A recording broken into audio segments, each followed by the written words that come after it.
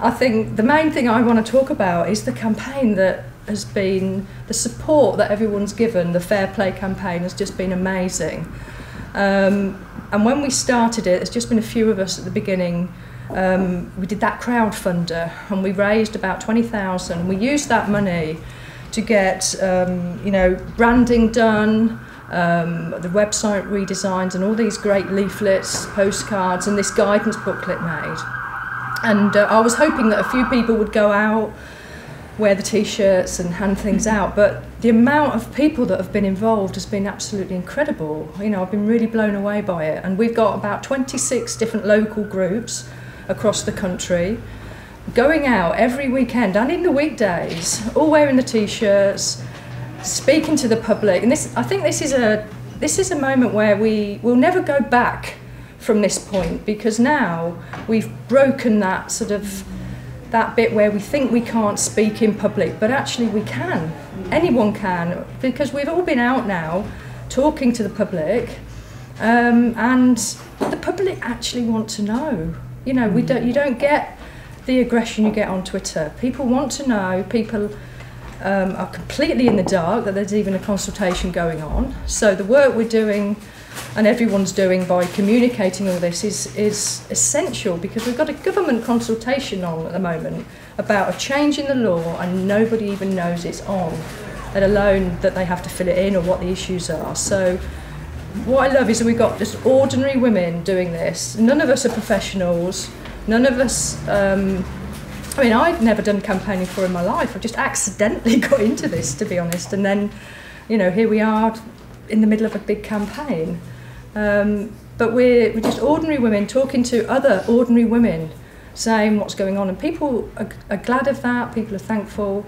And nobody has had any problems really out on the street. That's been the reports back from, you get the odd person jeering, but it's nothing compared to the amount of people that have been really happy to take the leaflets, understand what's going on.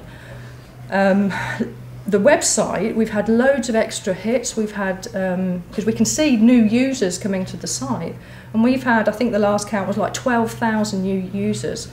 And that's massive compared to when we used to get a few hundred, it was like, this is off the scale. And every week we're getting more and more, and we're getting people coming, downloading the guidance document, people are really interacting with it, and that's because people are going out on the street and actually engaging with people. So I think the thing that I really want to get everyone to take away really is that we can talk about this now. We don't have to whisper it. We don't have to be ashamed of or worrying if anyone's going to overhear us because they'll think we're bigots. We're not. We're just ordinary people that are talking sense, for God's sake, and everyone else are cowards. They're letting the kids down, and they're letting in 10 years time I'm certain there'll be a generation of girls particularly that are going to be let down, no breasts, infertile, and they'll be looking around saying, why didn't you as adults tell us not to bloody do that, and we are the ones that we're not going to, we are telling them.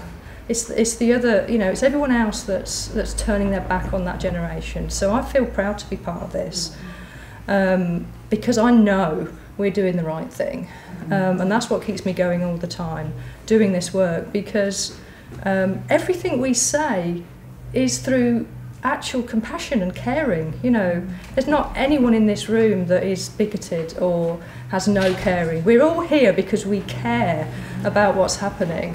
We care about other women, and we care about the kids that this is happening to. And in the end, people will thank us, but it's going to take a long time, I think. But we've got to focus on this consultation now, get as many people as possible to fill it in.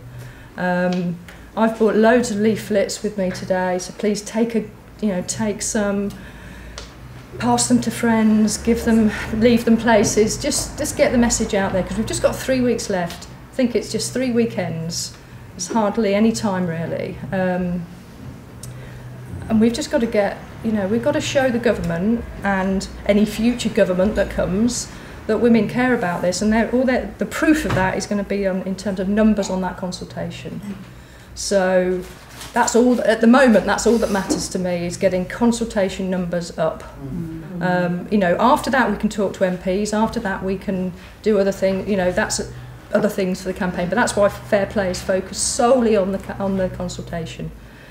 And when I talk about the consultation and filling, you know, or, you know, when I talk to people on the street about this, you know, this isn't about being anti-trans at all.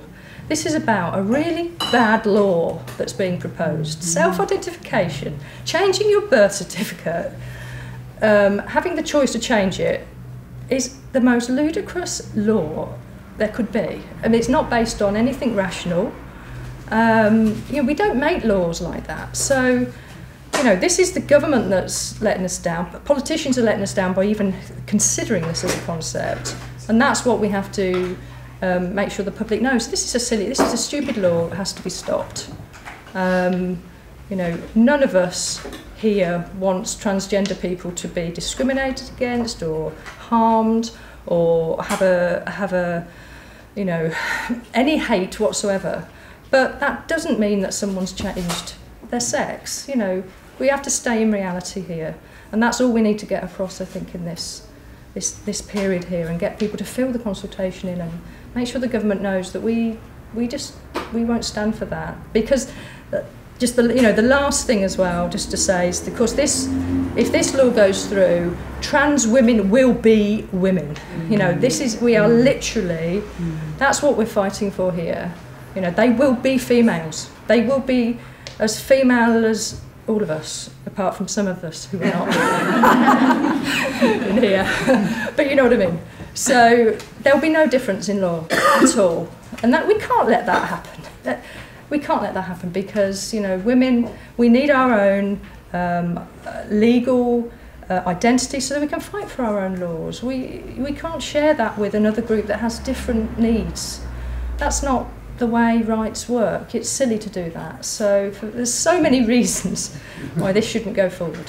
So, okay, I'm going to end here, and thank you for listening.